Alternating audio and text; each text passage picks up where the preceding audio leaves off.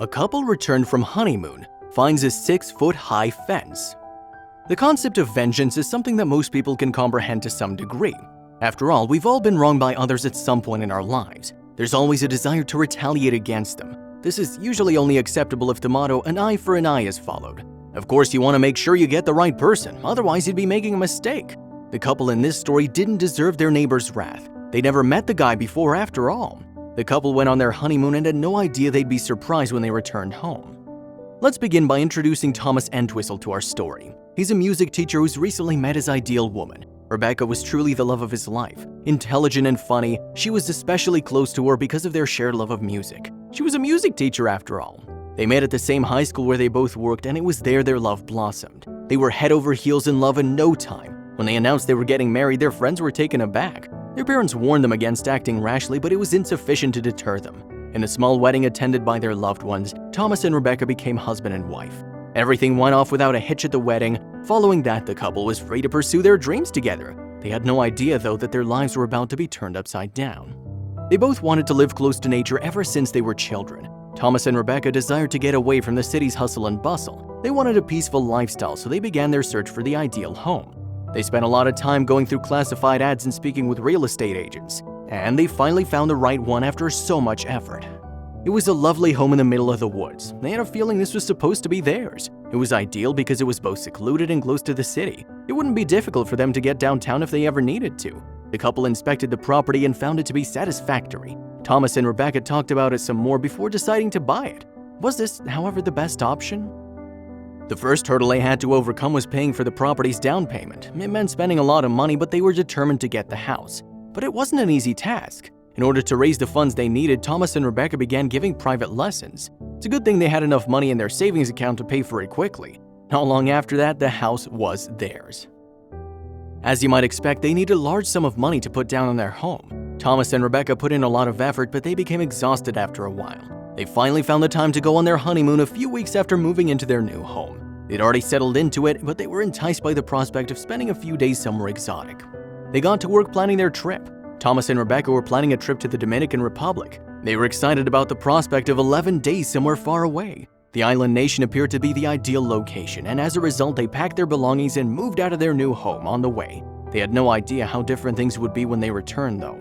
The couple boarded the plane bound for Santo Domingo and spent a few days in the Dominican capital. They sampled the cuisine and learned about the culture. It was such a contrast to their lives at home. They loved swimming in the crystal clear water, and their home was the furthest thing from their minds at the time.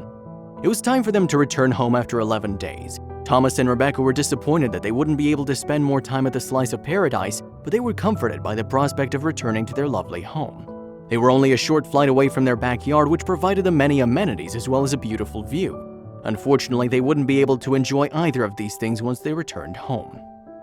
They took a cab back to their hotel after their flight. Tired but happy, they were looking forward to reuniting with their home. Furthermore, they were looking forward to taking a cat nap after the trip. They were taken to the address they gave him by taxi. Rebecca and Thomas initially believed they'd been taken to the wrong place. After all, this isn't what their house looked like. Something wasn't quite right. The house was there, but it was surrounded by a large fence. How could this be, they wondered. They didn't want a fence around the house and didn't want to hire a crew to put one up. It didn't help that the fence was in such bad shape. They couldn't think of anything to say.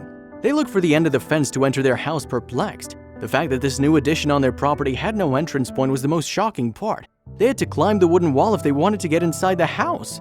Thomas and Rebecca assumed it was all a big misunderstanding. After all, what other reason could there have been for putting up a fence there? They scaled the wall to gain access to their home, and that's when they realized they weren't getting the same great view they were used to. The fence was the only thing visible from the first floor. Thomas shared, "This was our dream home, and now it's turned into a nightmare. It feels like we're imprisoned in our own house." This was the last straw. They needed to figure out what happened as soon as possible. Thomas and Rebecca contacted the realtor to see if they had any information. They were initially dismissed and ignored, and everyone claimed to be baffled as to why a fence had suddenly appeared around their home. They weren't going to be satisfied with that, though. They asked around until they found out what they needed to know. It was later discovered the agency lied to them. They were enraged. The agency failed to inform Rebecca and Thomas that their property was involved in a land dispute with a farmer who owned the farm next door. He was the one who put up the fence, and his name was David Priest. He decided to take matters into his own hands because the land dispute hadn't been resolved. He had to be watching them the entire time. He went to work as soon as they left. For the Newlyweds, this was supposed to be a relaxing time. Unfortunately, the situation put a lot of strain on their relationship.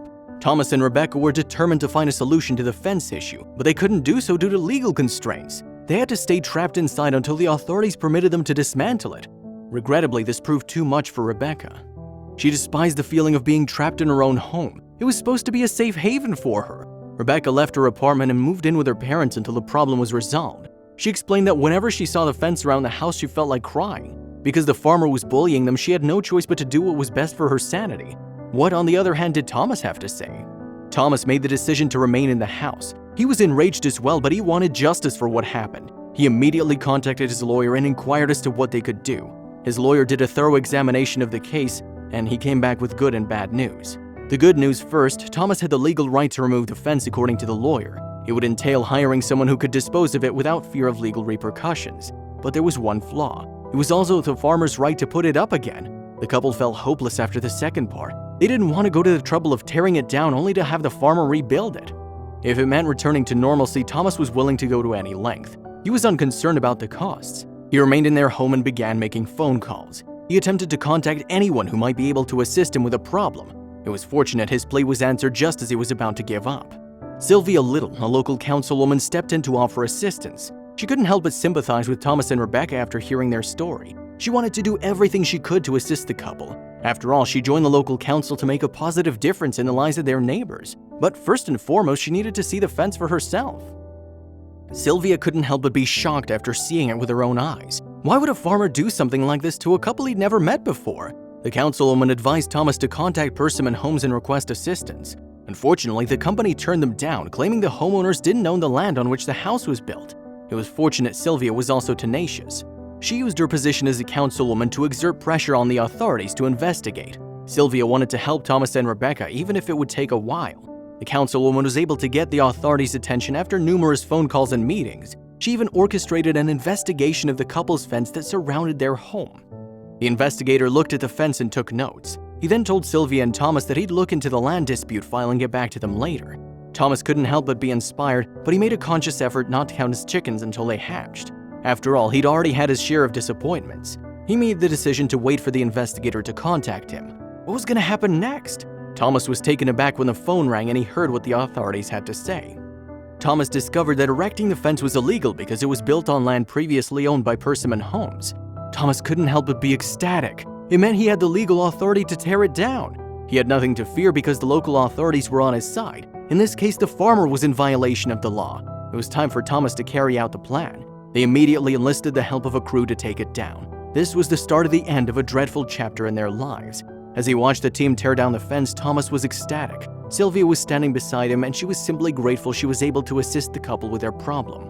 Rebecca and Thomas wanted to tell everyone about their adventure. It quickly went viral after they posted it online. Their story could be related to it by a lot of people. Although not everyone's replaced their home's fence, it's clear that land disputes are common. Disliked by everyone because legal procedures take a long time.